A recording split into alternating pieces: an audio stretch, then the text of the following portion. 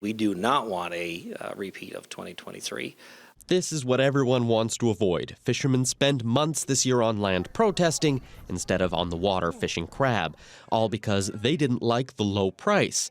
The report says setting one price for the season when there are so many variables isn't a good process. Instead, it says the focus should be on setting a formula, so as conditions change, so does the price. I'm very happy that there was a pricing formula for setting the price in crab in particular, but also in all fish that it is feasible to do. That's what I'd like to see. In an industry where processors and harvesters are often at odds, this report is one thing they're both welcoming. The union likes the idea of a formula that could see prices rise throughout the season.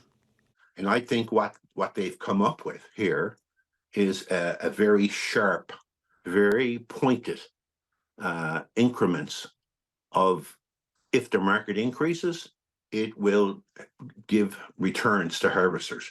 We haven't had that in the past.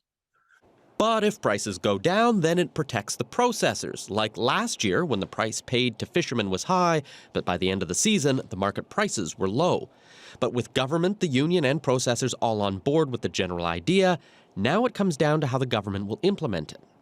At the end of the day, we need to start somewhere, and that somewhere needs to be discussions, it needs to be transparency, it needs to be focused on good faith negotiations.